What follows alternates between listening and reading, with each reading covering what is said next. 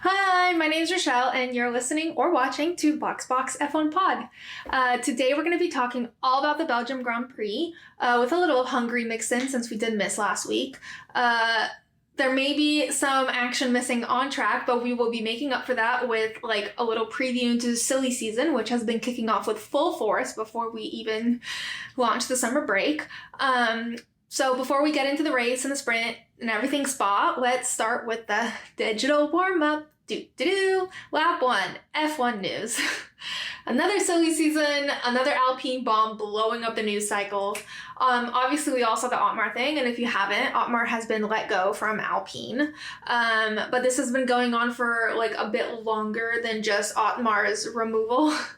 Sounds like he's dead. He's not. He's just been fired or let go. So I'm gonna rewind and start at the very beginning of all this reshuffling over at Alpine.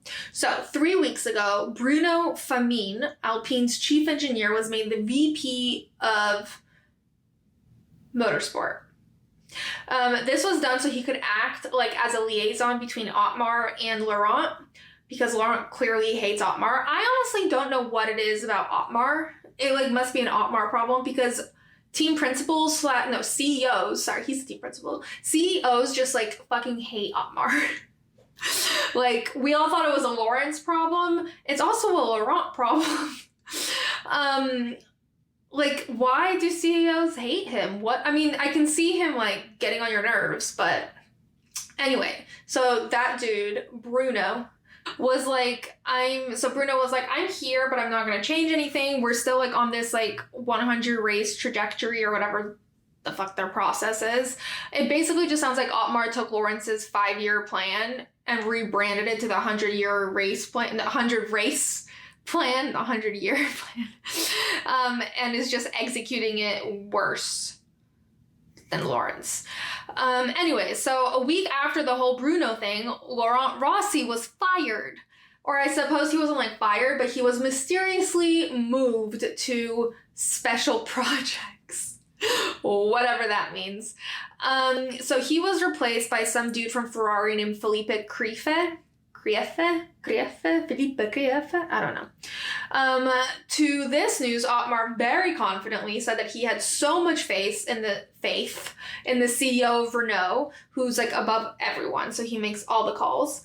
And Otmar has so much faith in his decision making and knows that he has patience to wait out for Otmar to execute this 100-year plan, race plan. Why do I keep saying 100-year plan? But honestly, like, and then Otmar was basically like, he's a man of his word. So I know he'll do this. I think Otmar's favorite phrase in the world is they're a man of their word. And he also does not know what it means / know how to figure out if someone's a man of their word, because no one he has ever branded as a man of their word has been a man of their word. Or he's just like misinterpreted their word. He said that about Fernando. He's like, Fernando would never leave because he was a man of his word and he'd stick around. Oscar was never gonna leave because he was a man of his word. No one's a man of their word, or Otmar is like seriously misreading all of these situations. Along with Otmar's firing, though, they also got rid of a dude named Permin. I don't know. He was like basically like at Alpine since he like popped out of the womb, which is sad because he's been there for so long. But like Alpine made a note like saying that they were not getting rid of Otmar and Permin because of their ability, but more so because of the like lack of unity in the overall vision. So like they weren't aligned with Alpine / Renault, so they were axed, which is like PR for we don't want them here, get the fuck out. While sad, this does come at the tail end of 2 double DNFs and like 1 million penalties for Ocon. Not that we can necessarily blame Otmar for that, I don't think, unless he like made like a pact with a witch. But we can't not blame him. Like, someone has to go. It's obviously not his fault that the FIA is out to get Ocon, and that there were 2 double DNFs last week's or 2 weeks ago was fully not the fault of Alpine in any way. But someone has to go, and Otmar is like really easy to fire, so he's gone. Anyways, I'm sure we're going to figure out very soon what their next move is. I think the obvious solution is to get Ryan Reynolds on the phone. He seems prime candidate for a team principal. He's not French, though, and Otmar was a massive failure, so I don't think Alpine's ever going to go not French again. What if they bring back Cyril? A bit of bow. If they bring back Cyril, I will die. Die, dead. All right, moving on to Nick and Daniel. So a couple of episodes ago, I recorded Silverstone before the news came out, and as I was editing, the news came out, so I put in a little like snippet about my thoughts, and I've had more time to gather my thoughts. By the way, there was a really funny moment where my guest Dias, I had asked him if he thinks that Red Bull was going to replace Nick soon, and he very, very confidently said absolutely not. Who would they replace him with? And I was like, Daniel, and he was like, no way. Literally less than 24 hours later, they replaced Nick with Daniel. So basically what happened, I'm just gonna recap a bit. And obviously, like, more has transpired since I talked about it. Daniel's had his first race, 2 races now. He has officially, like, whatever. It's a bit more firm, so there's more to say. But basically, I'm just going to recap what happened from the beginning. Daniel was testing at Red Bull, and was setting such insane times that, like, Christian called Dr. Helmut Marko just because. He was like, hey, guess what? Daniel's, like, in a rocket ship out there. Just kidding. I'm going to call everyone a rocket ship. Thank you, Lewis. And I guess Christian didn't really think it through, because I truly don't think he was anticipating this.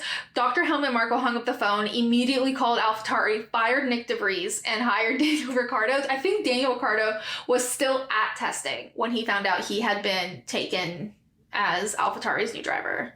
Wild. It is unfortunate for Nick. A lot of this is unfortunate for Nick, but it's particularly unfortunate for Nick that he is being replaced by one of the most liked drivers / human beings on the planet, because it's really overshadowing the fact that he's been treated horribly and super unfairly, and, like, basically just, like, it's like he didn't exist. The news was, like, shared without any mention of Nick, other than, like, Daniel replaced Nick.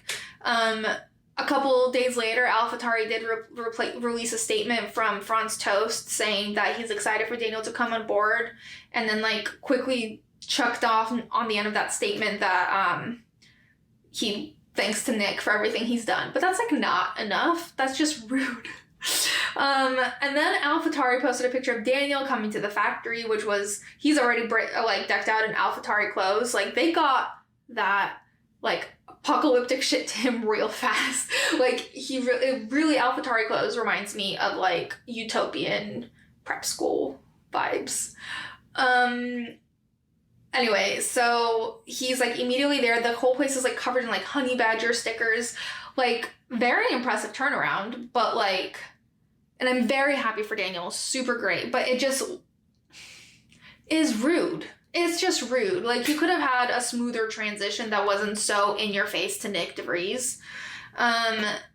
I do want to note that Seb was doing interviews for some reason at this time, and he was asked about it, and he went into, like, a very lengthy response where he was like, I'm super happy for Daniel. Like, this is wonderful to see him back on the grid again. But, like, I can't say that I'm happy for Daniel without saying how sad I am for Nick, because he wasn't given the chance. He had something given to him and it was stripped away before he could, like, settle in, you know? So I just love to hear that from Seb, because Seb is just such a wholesome guy. Also, Lewis was asked about how he felt F1 operating on, like, such an aggressive level, and Lewis was like, that's not how F1 works, that's how Red Bull works. Which is 100% accurate. Red Bull has a horrible track record of making and breaking dreams in the span of, like, 3 nanoseconds. Like, it's what they thrive on. So after the announcement, we didn't really hear from Nick, who to this point had only removed F1 driver from his Instagram bio. There were pics of Toto and Nick meeting for lunch in Monaco, and I saw someone caption it with Toto adopting his 8th reserve driver, which made me laugh. But obviously I don't even know if Nick will even want to do that right now. I feel like he never wants to step foot on a track for like a period of time. But like finally, I think before the Hungarian Grand Prix, Nick de Vries posted on Instagram, and it's a picture of him as like a child. He's like 9 in a racing suit, and it just broke my heart more. And he wrote, "A short note from me. After recent events, I decided to take some time for myself away from social media, which I will continue to do. I'd like to thank Red Bull and Scuderia AlphaTauri for the opportunity to live my dream.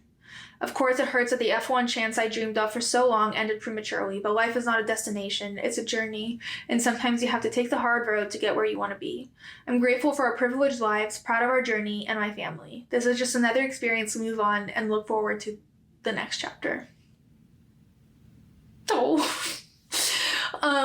I did see that Yuki gave a statement. I think it was this race weekend.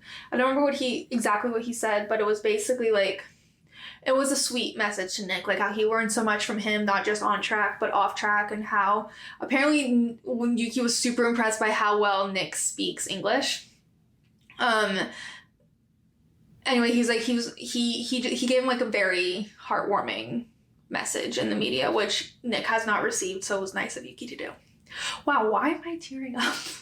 I've known about this for weeks.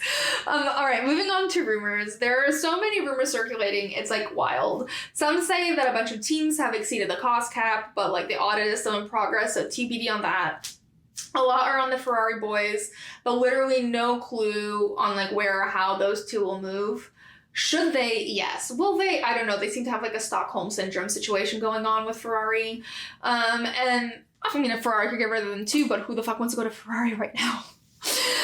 Of course, the biggest rumor that everyone keeps talking about is that Checo is going to get axed. I've heard people think Yuki's going to replace him, which would be terrible for just like everyone involved. Like, I refuse to allow his soul to be crushed into a million pieces. He's 21. He doesn't deserve it yet. Like, Alex survived, but I feel like barely. I don't need that to happen to Yuki. Others are saying Daniel is vying for the seat, which he probably is, to be honest, but Christian and Dr. Helmut Marko are pretty adamantly saying that Daniel is not taking the second Red Bull seat, but that could also just be for now. Speaking of Dr. Helmut Marko, he like single-handedly keeps the rumor mill turning in F1. Like, he needs his mic muted, he needs like to be shoved in a broom closet, muzzled, like silencioed, Petrificus totalis. All right. Point is, anything to keep him like the fuck away from the media. Because every time he gets near someone with a microphone, he becomes totally unhinged and says like very unnecessary things that either fuel rumors or fuel drama or like whatever. Today, or over the race weekend, he said that Checo has finally woken up from his world championship dream. Why would you say that? Like, it's true, but why would you say it out loud to the public? Why? Also, hilarious side note, Louis Fonsi, who sings Despacito, commented on ESPN F1's post about that quote and wrote, "Wow," and then the facepalm emoji, which, to be honest, that man has a way of words, even in Instagram comments.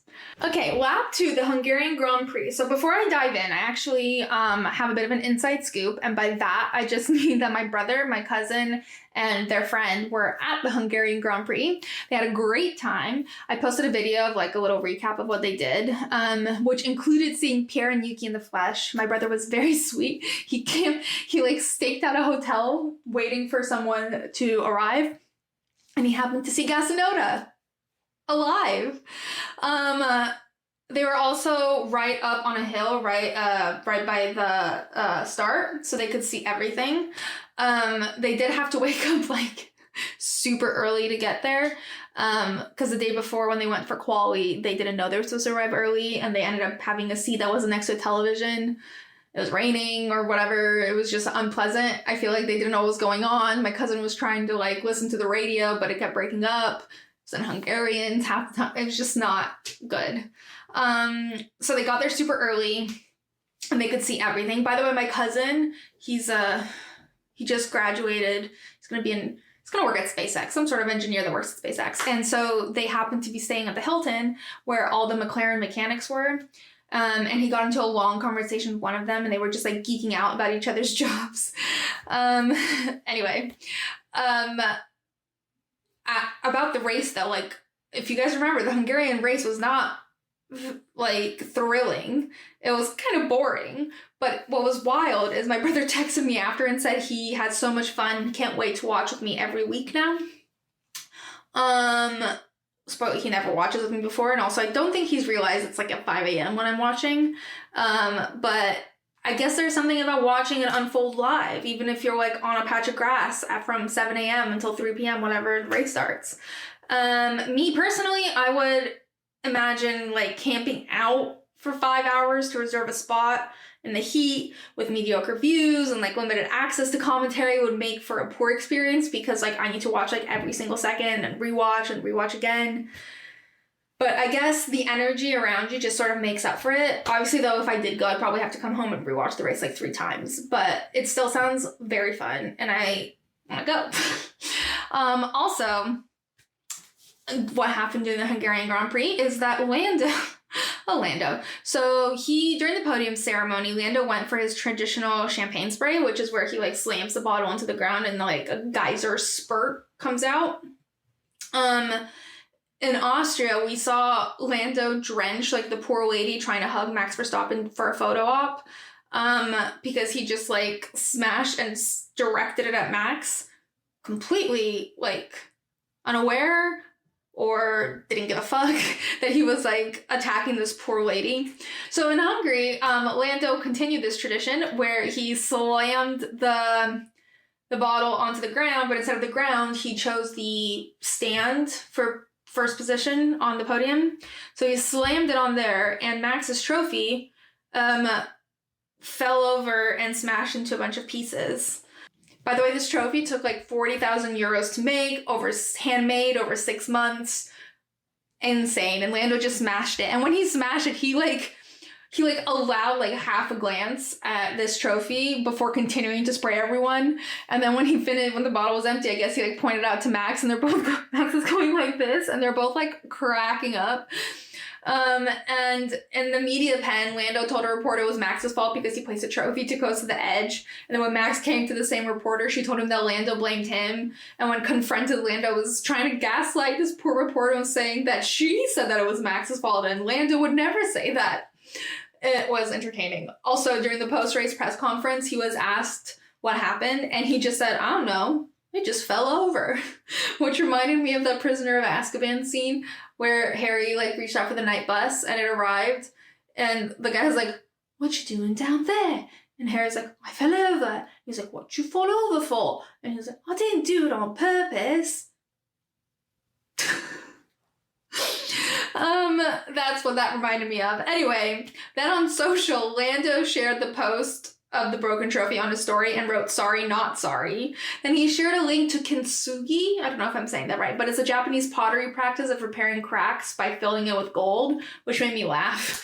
Lando was so unhinged on social after the race. He posted a collection of selfies from the car holding up a number 2, wearing a papaya bucket hat, and Alex was sitting next to him in the car. And you can see, like, as Alex gets progressively more unamused as the series of selfies goes on, which is hilarious. Anyway, back to the trophy that broke, though. My brother was obviously in Budapest, and he sent me pictures of him in the shop that made Max's trophy and apparently is going to remake Max's trophy. It was a very beautiful shop, but I don't even know how he found it. I don't know if he looked for it or if he accidentally stumbled upon it, but I can't believe they're remaking it. I really want to know who's paying for it. I think it should be Zach, because I think Zach should pay for everything for a while. But like, does F1 pay for it? Does the Hungarian Grand Prix pay for it? Does Lando? Does Max? I don't know. All right. Lap 3, off-duty F1. So Christian hosted a barbecue after Silverstone because everyone was around and he lives nearby. Daniel.jpg posted a cute collection from there. So it turns out Christian invited like the entire paddock to the barbecue and about half of them showed up. I saw some people online saying that he was annoyed about it because I guess he said something. I didn't actually see what he said. But like, I don't think he was annoyed. Like Christian loves to banter. Christian, you just have to look for like that little twinkle in his eye and know he's just full of shits and giggles. Like that clip of him at Spa where he taped the Ferrari logo on a fan's hat. I was literally dying. There's like nothing he won't do for the bands. He's so petty. So like if he said something in the media, it was definitely like joking. I don't think he wanted the other half of the grid at his barbecue anyway. Everyone he wanted there came. Alex was there. Checo was there, Max was there, Daniel was there, I think Yuki was there. Very wholesome. I think it's so cute that he hosted a barbecue. And it was very, like, British countryside. You know, they have, like, the Land Rover or whatever, and, like, they're all in wellies, and, like, there's just, like, fields, and, like, it's just so cute. So another big thing that happened, after Silverstone was Wimbledon. A lot of the drivers went. Charles and Pierre went with their girlfriends. And also Arthur Lecourt was there without his girlfriend, so he just fifth wheeled. Zhou Guanyu was there looking fly AF. He said it's his first tennis match, which is crazy. Oscar and his girlfriend went, but look like they're like in 10th grade. They look so young. I think Zach Brown actually took them too, which makes them look even younger because it looks like a dad taking his son and his like new girlfriend to the tennis. George and Carmen were there, and they're just like king and queen of all things posh. It's a shame that George drives for Mercedes and couldn't go to Christian's barbecue because he would thrive. He was built for that setting. He was built for all of it. They're just like, they just both need to do like an English countryside photo shoot together. They belong there. I believe that George and Carmen were the only people in F1 to make the Wimbledon Instagram grid. And they're just iconic. And like her ability to pull together like a collective vibe in their outfits is unmatched. They look so good. I can't. They look so good. Speaking of Wimbledon, Carlos Alvarez won Wimbledon. And Carlos Sainz was asked during a press conference if he thinks this is a big moment for Spanish athletes and if he's feeling the pressure. And Max immediately butts in with, to win Wimbledon. I love when he sasses dumb reporter questions because a lot of them are dumb. All right, so testing was another thing that happened. Obviously, we talked about it with Daniel. The only reason I mentioned is that there was like a cute collection of all the reserve drivers and ex-drivers. It was Mick and Seb and Daniel.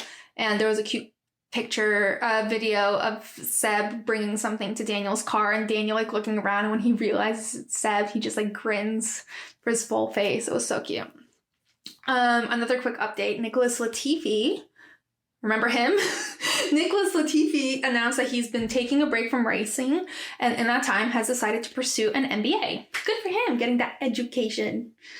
Also, Kevin Magnussen, in big life news, has had another baby, and the baby's name is Agnes, and they're like a very cute blonde family, and I just can't. He's so cute as a family man. I refuse to believe it's affected his driving. It probably has, but like, it's worth it. A very cute thing that happened was that one of Kelly Piquet's relatives posted a photo of them like all hanging out in the water, I'm assuming in Monaco, and it was Nick, DeVries, Lando, and Max like in the ocean, and it was so cute. I'm so happy that Max is hanging out with Nick. Nick was also at Penelope's birthday party. There was a picture posted. He was one of the attendees. So was the dad. What's the dad's name? Daniel Kvyat. Daniel Kvyat was also there, so glad to see he's not an absentee father.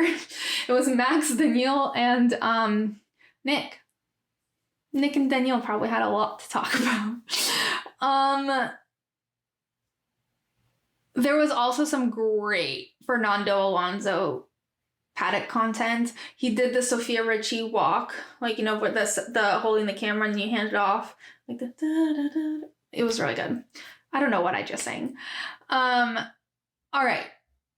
The sisterhood of the traveling Ricardo is what I'm calling this segment, because for 2 races in a row, Daniel has just been traveling with a baby driver. To Hungary, Lando and Daniel flew together in a private jet and posted a wholesome like carousel, each one to their own grid.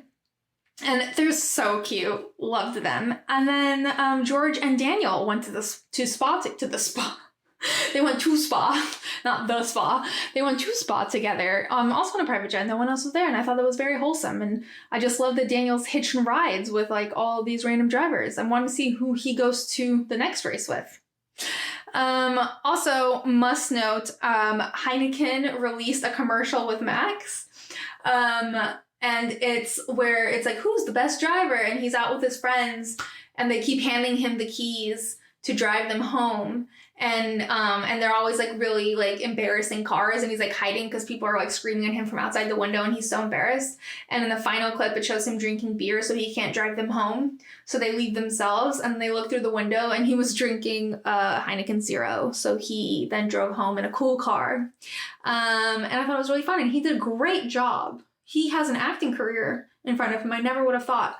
Also, the camera angle in the commercial looked exactly like Night Changes, the One Direction music video, and everyone keeps like editing him into the music video, and it's really funny because it's like, they're all on a date with a girl and it's showing them from like the girl's perspective. That's how they were showing Max in the commercial. So it's very funny. All right, moving on. Pierre's beef, aka beef Pierre has with like 90% of the grid. So the first one is the beef between Pierre and Carlos continues. I want to remind everyone very quickly that not too long ago, Pierre did a Q&A where he was asked who all his best friends were on the grid, and he said Charles, Yuki, and Carlos.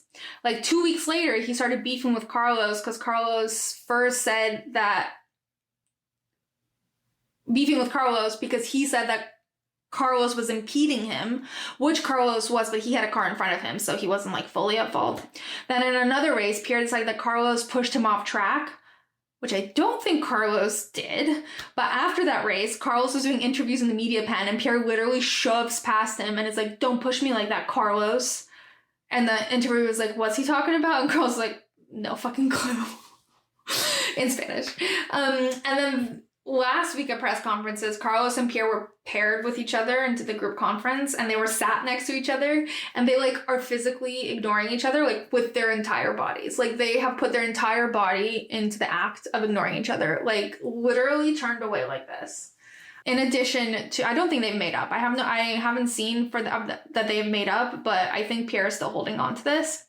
And another beef that Pierre has picked up was with Guan Yu. So I have no proof this has continued on, but I have a very strong feeling based on Pierre's track record, it's not going to be let go that quickly. So basically in Hungary, Joe had a failure at the start, and it caused him to delay getting off the line. And then like either as part of a malfunction or because he got like over eager or something, he ended up tapping Daniel, who tapped into an Alpine, who tapped into another Alpine, and the race was over before it even started. Like it was such a bad crash, Ocon's seat broke in half. And yes, that was not great of Guan Yu, but like I really fear for him because I'm pretty sure he's now on Pierre's shit list. And if there's anything we learned, if you fuck with Pierre intentionally or not, you're on his shit list for life. Like, ask Esteban Ocon. Pierre is very like Game of Thrones with his beef. If he had access to like torture chambers, I like fear what would happen. Anyway, lap 5, trackside at Spa. It was Fernando's birthday. He turned 42. He is so fucking sprightly though. Like there is no better word to describe him other than sprightly. Also, I loved his cakes. There were 2. Mike Crack presented him with one, and there was a second behind him, and they were just like they looked so homemade and looked like they actually tasted good, which a lot of these cakes we know don't. And I love that. It seemed very appropriate for a 42-year-old. Also, Bam Bam on the track. Checo's dad was there. And Max's dad was there, and his nephew, who looks exactly like Max, was there, and it was his first race, and he had a little headphones on, and he had like a little hug with Max, and it was really cute. Also, Max's half-sister was there, who was also so cute. She just like beaming up at Max. She loves him so much. It is so cute. Also, Oscar was there. Do you guys remember, by the way, when in Silverstone, Lando's parents were grandparents were watching from the garage and they got labeled as Oscar's grandparents? And you can see the grandmother mouthing at the TV, "No, we are not." And then after, Lando was like, "Did you guys see your Oscar's grandparents now?" Anyway, so his dad was there. And he had a great outfit. He made Papaya look good. I actually was very impressed with Oscar's dad's outfit. Also, by the way, I know it's been 2 weeks since I said I have like zero opinion on Oscar and think he has like no personality whatsoever. And then Dias was like, in 1 year you're gonna be like, he has so much riz. I won't go that far, but I am already singing a different tune. And for the record, my opinion on Oscar changed before he won the sprint race. I still won't say he has like riz, obviously, but I want to say that my opinion on Oscar changing like before he started winning reminds me of what my brother always makes fun of me for when we're watching like a mystery movie, because I'll figure something out like 5 seconds before it happens on screen, and he's like, "That doesn't count," and I'm like, "It so does count." Same here. I figured Oscar was cool like 5 seconds before he started showing personality, so I'm counting it as a win. Also, Oscar's mom is iconic on Twitter. What he lacks in personality, not what he lacks in personality. The Piastri family thrives on Twitter. Like, truly, like, there is no better place for them than Twitter. Remember when I thought Oscar had a personality? Because he tweeted after the Alpine announcement. And then I saw this entire thread from Oscar where he was, like, complaining about lacking DRS and F2. And it's like a year-long thing. It's, like, very funny. But yeah, so Oscar's mom like retweeted and reliked a bunch of stuff about Otmar leaving, which side-eye. And then also she tweeted at one point, like, "I'm still here, I'm just pouring myself a stiff drink." I love her. She's one to watch. Okay, so the national anthem in Hungary. What in the Eurovision Elton John was happening? Like, I applaud him for taking a unique approach to the anthem, but also like, wow. First of all, I kept seeing like Lewis like jamming out to it, and I was like, how is he enjoying this? And then I realized I think he had AirPods in, and he was jamming out to something completely different. There you could also see like Oscar and Lando like side-eyeing him, like, what is he dancing to? And then he started taking pictures, and like, what is he taking pictures of? Anyway, the funniest part was first George, who literally can never hold it together for a wacky national anthem performance. Like, he fully, like, he can't even pretend not to smile. He's just dying. And then Fernando was looking around to see, like half smiling to see if anyone else was, like, laughing. And when he was like, no one else is laughing, he pretended to, like, turn his thing into, like, oh, I appreciate this. It was like, it was like, oh, okay. But his eyes were telling a different story. He was cackling with his eyes. I loved it. Also, very random, but it was very wet in Spa, shocker. There was a sea of umbrellas, and like that side by side of like the sea of umbrellas and the weather radar just never gets old. It's like it should obviously be the national photo of Belgium. But my favorite moment was George posted a picture of him in the rain with an umbrella, and all the comments were like, "Are you sure that's not sweat, dude?" Making fun of George's accidentally viral moments is truly the one thing that bonds every F1 fan, I think. Like, he's so easy to laugh at and with. He, like, makes fun of himself, but it's funny. Anyways, that's it for the digital warm-up. On to the race rhyme.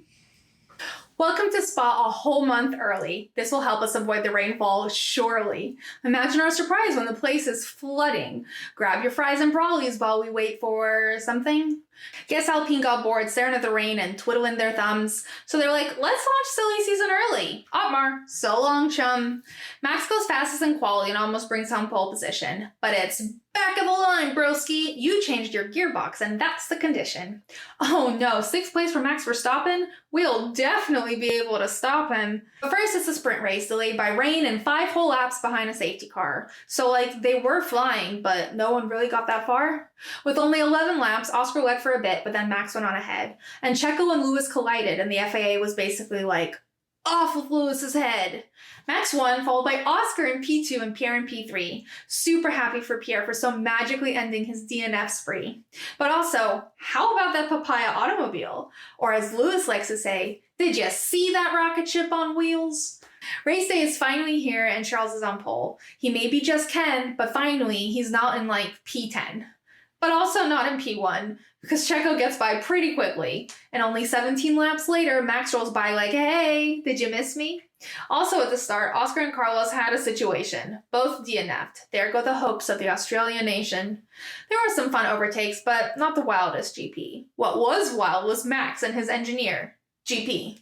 Max is like, I've got time. Should we practice a pit stop? And GP's like, Max, please, just stop. So that's Max, Checo, Charles on the podium in Belgium. Max is breaking trophies, Charles is breaking hearts, and Checo is breaking his streak of failure. Here's to new momentum. That's it for part 1 of the 2023 F1 season. Up next, drama and pettiness. It's time for a silly season. Okay, on to analysis. By the way, I do appreciate that the FIA did try to move this a month earlier, so they're finally learning from their mistakes. It didn't work. We didn't beat the rain. Still rained.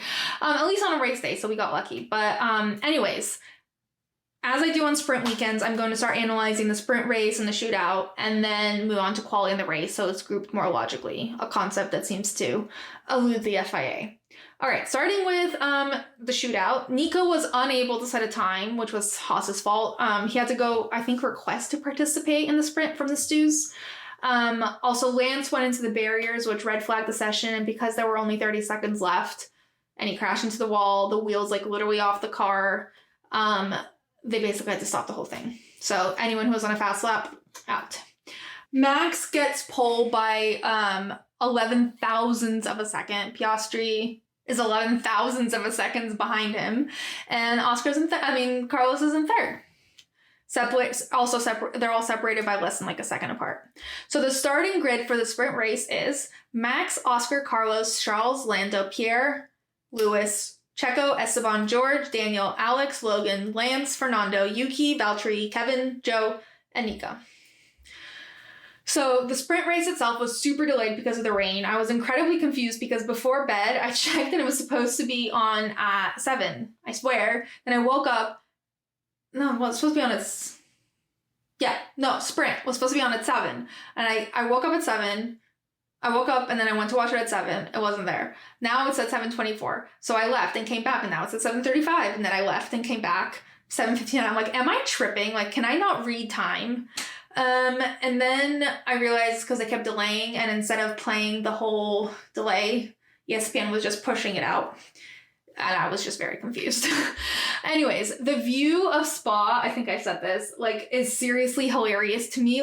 The side-by-side of the weather radar and this sea of umbrellas is just so funny. By the way, throwback to that guy 2 years ago who was standing in the pouring rain eating his fries. What a guy. I also really enjoyed the radio conversation between Toto and George as they were waiting for the sprint to start. Toto radioed into George and asked if he was wet in the car, and George was like, no, I'm under a tent. And he's like, I just feel bad for all the fans out there. And Toto's like, we can remove the tent so you can get the full experience. And George is like, I don't think the engineers will like that, but Toto, you can come out and join us so you can get the full experience. And Toto was like, no, I'm good. Oh, I'm pretty sure it's getting wet in the garage. Bye. Anyway, so finally we hear that the rain is about to stop.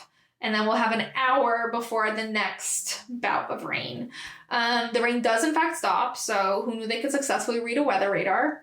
They have to clear the track of standing water, of which there is a lot, and then they'll start. So when we're starting, we get told there's going to be 2 laps behind the safety car. We end up doing 5 laps behind the safety car with only 11 laps of the actual sprint. At some point, Carlos gets on the radio and is like, I don't know if you guys can talk to FIA or something, but like, here's a thought. Maybe we could just like wait a little longer for the track to dry instead of driving around behind the safety car for 15 minutes. Honestly, I think I said this about Fernando before, but really Carlos, maybe it's a Spanish thing. Now that I think about it, Carlos really does it all. He's like 3 Kens for the price of 1. His job is track, garage, secret lair, aka driver, engineer, and stew. I don't know where the stews live. 3 Kens for the price of 1. And an Allen. Carlos is an Allen too. Anyway, finally we're racing.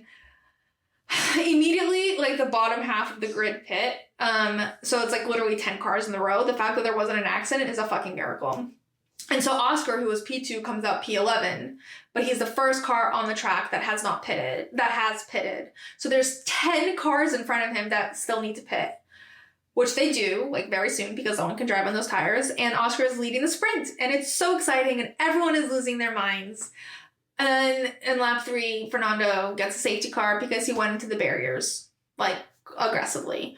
I'm telling you, the birthday curse is real. This was all happening on his birthday, and that's why it didn't work out for him.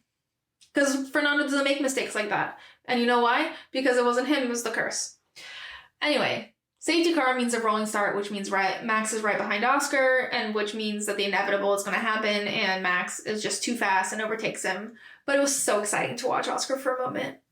Also, I saw the funniest TikTok. It's it's a scene from the Barbie movie when she's driving along, like when she's driving to the real world and singing to herself, and then Ken pops up in the back seat and like she screams and he screams, and that's like the meme was like that's like Oscar when he sees Max in his mirror, and I died. It was so accurate. Okay, so then Lewis Hamilton tries to overtake Checo, and they're perilously close. Get it?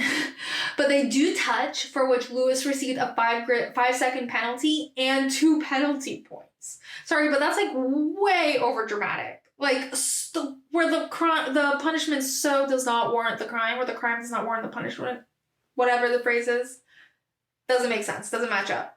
But anyways, there was just no reason for that level of response. Nothing happened. Checo finished. Like whatever.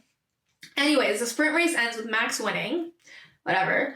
Oscar in 2nd and Pierre in 3rd. And honestly, it's such a happy podium. It's Oscar's best performance yet, even though in his interview he's like, well, I guess it's a good start. Getting 2nd and whatever this is, which made me laugh because no one knows what this is.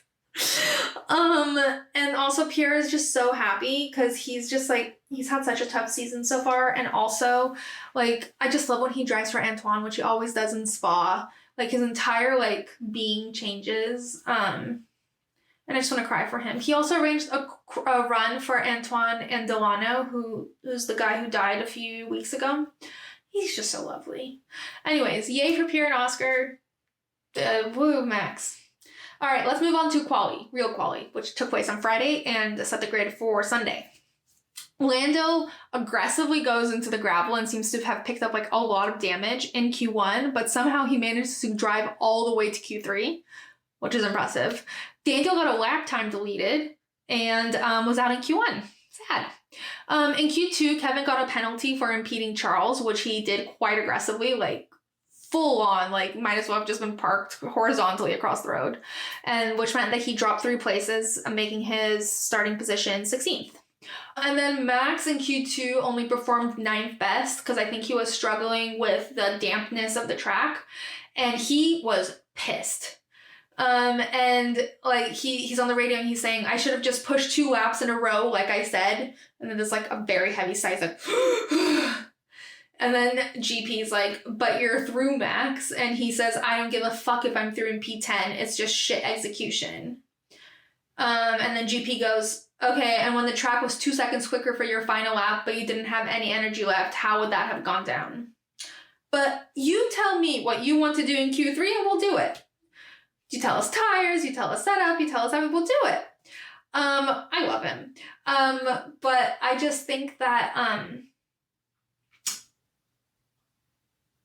Max clearly had a moment because it doesn't matter what position you qualify in Q2 because it starts from scratch in Q3. But I get it. He didn't perform as well as he thought and he got frustrated, which obviously is what makes him a winner, right? Like, he can't be complacent when he doesn't do as well as he thinks. In Q3, Max goes the fastest and gets pole position. He does apologize on the radio and says, "Sorry, GP, for my long rant." And GP goes, "Slowly getting used to it, Max." I don't know what's taking him so long. He should be very used to it by now. Anyway, Max had a gearbox change, so he actually gets a 5-grid penalty, so he's actually going to start in 6th, which was terrible for him. Charles qualified 2nd, so he, with Max's penalty, he gets pole position. Yay, Charles! So the starting grid for Sunday's race is as follows. Charles, Checo, Lewis, Carlos, Oscar, Max, Lando, George, Fernando, Lance, Yuki, Pierre, Valtteri, Esteban, Alex, Kevin, Guan Yu, Logan, Daniel, and Nika. Okay, on to the race. And I'm going to be honest, we could have stopped the weekend after Saturday. Those days were super fun. There were a couple of moments here and there in the race, but, you know, we're used to these kinds of races by now. So let's start at the start, because as always, that's the most thrilling.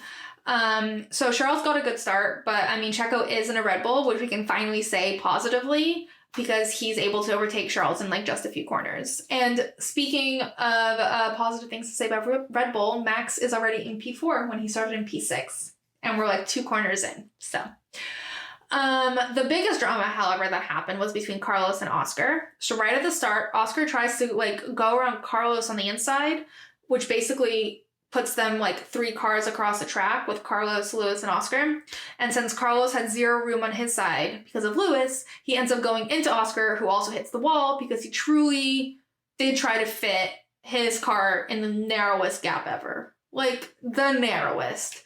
So there's a whole bunch of damage. Oscar basically has to pull over to the side of the road like very soon after, and his car has to be taken off track. Which gives us a yellow flag, but they get rid of it so fast we didn't even get a safety car. Carlos goes on for like 25 more laps, which is wild because there's a giant hole in the side of his car. Massive. They literally also brought him in for a tire change in lap 8 and didn't even try to repair the hole. Like, sometimes they'll like duct tape holes. They just like change the wheels and I'm like, bye. Wild. I don't know why they bothered. Not only is, like, he not gonna get anywhere, it's also, like, bad for the car. Like, why waste that when you're clearly not gonna be able to finish the race? Anyway, what had happened, though, I laughed at Oscar's radio because he just went, "I don't know what he was doing. He just moved into me. Like, I didn't exist." Which, A, sad. B, what an existentialist, like, dramatic statement. It's so aggressive. He moved in like I didn't exist. That's, like, deep. Anyways, after the race, Carlos said he thinks that some of it is down to, I mean, everyone's obviously debating whose fault it was. Some people say it's very clearly Carlos's. I wouldn't go that far. I don't think it would. He had nowhere to go. And Oscar did shove his way into, like, an impossible corner. But after the race, Carlos said he thinks some of Oscar's inexperience is showing, and, like, his age is showing, basically, that he would make that sort of move, which I think he thought was polite, but, like, because it's true, like, Oscar kind of blocked him in, Carlos had nowhere to go. The commentators made a similar point, but the fact that he said, like, it's because he's so young... basically, like, very specifically reminds me of that lyric in All Too Well, the 10-minute version, where she was like, you said maybe if we were closer in age, it would have been fine, which made me want to die. Like, whenever someone, like, references age or, like, youth as a reason something's not happening or happening, just kind of rude. But probably true. Like, inexperience, yeah. So anyway, the rest of the race was kind of boring. There were some incredible overtakes, but in general, nothing that exciting happened. Alpine had a great race, despite finishing only 8th and 11th. They were both serving some sick overtakes. The commentator literally said at one point, he just pressed fast forward, which made me laugh. Also, shout out to Yuki, who had an insane race, finishing the points, and it was so exciting. But really the two standout moments for me, I know this is a very short race analysis, but really the standout moments for me were the radios. So first, Lando. Lando was struggling a lot at the beginning of the race, like a lot, and his radio was sassy as per usual. Lando gets a radio giving him some info, and Lando goes, yeah, this isn't helpful at all. And his engineer is like, we're trying our best here. And Lando's like, I can't understand you, mate. Chill. Lando did end up going a bit faster at the end. Honestly, at one point when we were threatened with rain, everyone but the drivers seemed to feel it. Like in the grandstands, the umbrellas came out, the pit walls were all like, huh? But the drivers were like, fine. But really the only evidence of the fact that there was any sort of moisture in the air was Lando's performance, because it seems as soon as like there's dampness all around, the McLaren just starts flying. Well, his McLaren. Oscar was sat alone in his garage. After the race, though, Lando was asked about what happened at the beginning, and the interviewer was like, it was steering issues. And he was like, where'd you hear that? And she's like, from McLaren? And he's like, no, there were no steering issues. I was just that slow. And as he's doing his interview, all these drivers keep walking by and clapping him on the shoulder. And the interviewer is like, wow, you're getting a lot of sympathy pats. And he's like, oh, I know. Lando. Max had an incredible radio. Also, by the way, he had an annoyingly great race. We had 17 laps of him not leading. Though I can't say him not being in the lead made anything that much more interesting. Especially since he made his way to the top 3 so fast. But that was truly it for him. I mean, same as usual. I think he finished by over 20 seconds ahead of Checo. But the standout moment for him was his radios, which were so comically hilarious. Like, the only obvious conclusion is that him and GP very much need this break. So the first radio message was GP going, use your head, please, Max. And Max goes, are we both doing this or what? And GP's like, just follow my instructions. And Max is like, but I want to know. And GP's like, Max, please just follow my instructions and do it. The second one was GP calling in and saying, we're getting rain in 10-ish minutes. What do you want to do? And Max goes, I don't know. I can't see the weather radar, can I? And then GP gets on and goes, you used a lot of tire on that outlap, Max. I'm not sure that was sensible. Not sensible, Max. And then this one was the best. And then GP gets on the radio and says, this tire had reasonable deg in the first stint. I'd ask you to use your head a bit more. To which Max replies, I could also push on and we could do another stop. A little bit of pit stop training, no? And GP just goes, no, not this time. I'm actually dead at the pit stop training. He is literally trolling everyone. Like, he's so far ahead. He's like, should we practice? Anyway, I always get stressed when the post-race in the cool-down room. Oh, by the way, cool-down room. It was Max first, Checo second, Charles third. And so we're in the cool-down room and Charles is in there and then he's joined by Checo. And Checo goes, you had a good start, no? And Charles literally side-eyes him and snorts and goes, yeah. It's giving, you know what it's giving? It's, for anyone who watches Summer I Turned Pretty, it's giving Belly asking Jeremiah, why don't you want to kiss me? We all know the answer, bro. Why are you asking? So then they're all trying to figure out what happened to Carlos. And then this was a great moment. So there was, at one point, Max got on the radio and said that the wind was so strong, he was going like this with the steering wheel. He was losing control of the steering wheel. And the commentators were like, I've literally never heard anyone say that. There's also no wind. The trees are not moving but an inch. And then they're in the cool down room and Charles was like, oh my god, I had to clutch the wheel at like a rouge. And Max was like, I know! There was so much wind! So he was fully redeemed. Even the commentators were like, I guess it was windy in the car. Anyway, stat of the week, Max has now won from 9 different positions, which is equal to Fernando and Seb, I think. So Checo's dad is there during the podium ceremony, grinning like a madman. Max's dad is there too, and he's got a polite smile on his face. But he is holding a child who turns out is Max's sister, and she's so cute, I can't. She's beaming up at him like he is the greatest thing she's ever seen. And then I'm gonna cry. What is wrong with me? After the race, when he runs to hug all the engineers, his sister was there, and oh wow, what the fuck?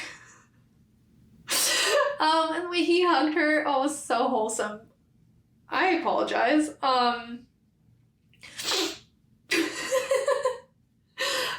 Anyway, anytime I'm not gonna say this, I'm gonna cry again. But I just wanted to say that Checo, every time I see Checo's dad, it reminds me of that story of how Charles called Checo after the Mexican Grand Prix to say how happy it made him to... This is so pathetic. To say how happy it made him to see Checo celebrating with his family and how he would... I can't get this out. How happy it would make him to celebrate with his dad. It doesn't matter what's happening to Charles, by the way. It could be happy, it could be sad, it could be neutral. It makes me cry. So... a standout moment during the post-race conference was that they were asked for their plans during the summer break, and Max said that his plans were cardio and wrist training, and then goes, no, not in that way, I know what you're thinking. And Charles and Checo were both just like lulled to death. Max gets so aggressive, like sassy aggressive, not like aggressive with the media. It's funny. Side note, he's not mentioned, but him and Lando went out to a Martin Garrix show after the race, and immediately posted it. So that's fun. Most importantly, though, about what happened after the race that we need to talk about is Max's trophy. So as they're taking their team photo, you know the sign with like both of their names on it and their positions? So that's like in front of them, and as they all like they take the photo and then the champagne starts spraying, they all run towards the camera, that sign gets knocked over into Max's trophy, which falls and breaks. And everyone's reaction is so funny. Max is like, again? And everyone's laughing, but this trophy thankfully is not like a 40,000 euro, 60 years, whatever, however long it took to make the other one. It's not like porcelain. It's just like a shit made out of metal Legos. I don't know how to describe it. So the Red Bull team was like, we can fix this back at the factory. You can already see the engineers at work trying to fix the trophy. So that's okay. But just like, okay, let's break this down. So remember that Max has won 10 out of 12 races this year. For 2, he didn't win, but he still got a second place trophy. So that's 12 chances for a trophy to break. And yet they didn't start breaking until last week, and it's 2 in a row. When Lando was a menace on the podium, and now, like, I don't know, maybe Lando snuck in between the engineers, knocked it over, and ran away. I mean, yeah, this one's definitely easier to put back together, but, like, still, I do not know what this means. But I do not believe that 2 broken trophies in a row is a coincidence. It means something. I don't know if it's ominous. I don't know if it's not ominous, but it means something. Anyway, on to results. So the official driver of the day today was Max. He won with 15% of the vote, which is not very much. I honestly think this might have been his first driver of the days in a while, because no one really wants to work for him because he's just off. Not to say that what he doesn't do is not hard and doesn't require an immense amount of skill, which it does. But like, you know. But I do think he definitely deserves it for his drive from P9 to P1. Yeah. I also want to shout out Yuki, because I'll take any opportunity to shout out Yuki, and he just had a great race, finishing the points, is on cloud 9. And also, side note, I'm just really happy for Yuki because Michael Italiano, the trainer who used to be with Daniel, is staying with Yuki. And I'm very happy about that. And I can't wait to see them all eat together. That'll be fun. I also want to shout out, if we're taking like a vote for the whole weekend, I want to shout out Oscar because P2, also Pierre, P3, like those are pretty good. So like, I really think there's a lot more to highlight in the sprint race in all 11 laps. Anyway, Dick in the box. Dick in the box. I'm gonna have to say Carlos and Oscar because I can see both sides, but the result was Dicky, so I'm just gonna give it to them both. I also want to give it to Max for his radios, even though it's like their rapport, he apologized, they're like mutually sassy. It was a wild radio. I truly think him and GP desperately need a break. And then also perhaps Gravity for the trophy. Gravity has been a dick for 2 weeks now. Anyway, the result of the race was Max in first, followed by Checo, Charles, Lewis, Fernando, George, Lando, Esteban, Lance, Yuki, Pierre, Valtteri, Guan Yu, Alex, Kevin, Daniel, Logan, Nico, Carlos, and Oscar. So the current driver standings are Max with 314 points, Checo with 189 points, Fernando with 149 points, Lewis with 148 points. Fuck, Fernando needs to get his shit together. Charles with 99 points, George with 99 points, Carlos with 92 points, Lando with 69 points, Lance with 47, and Esteban with 35. I think this was the week that Charles overtook Carlos in the standings because Carlos has been giving us a very consistent performance. Charles has had more successful instances, you know? The constructors is as follows: Red Bull with 503, followed by Mercedes with 247, followed by Aston with 196, Ferrari with 191, McLaren with 103, Alpine with 57, Williams with 11, Haas with 11, Alfa with 9, AlphaTauri with 3. All thanks to Yuki. Though they're last, but not 0, which is where Haas and Williams were for a hefty portion in previous years. Anyway, that's it for the Belgian Grand Prix, and what a whirlwind of the first half of the season. It's a good thing that the recap will last about 30 seconds because the recap is Max won every race. Besides the 2 he got second place in and Checo won. The end. I will definitely be back for an episode during the summer break. I'm going to Toronto to see the Jonas Brothers. I'm going to Toronto in like mid-August, but before I leave, I will be doing an episode dedicated to silly seasons and anything else that's going on during the holidays. Can't wait to see all the vacation shenanigans they get up to. And if there's anything in particular you'd like to see, hear, discuss, get explained, hear me understand, send me an email. As always, subscribe, review, share, and follow on social to keep up during the summer break. See y'all soon. Box.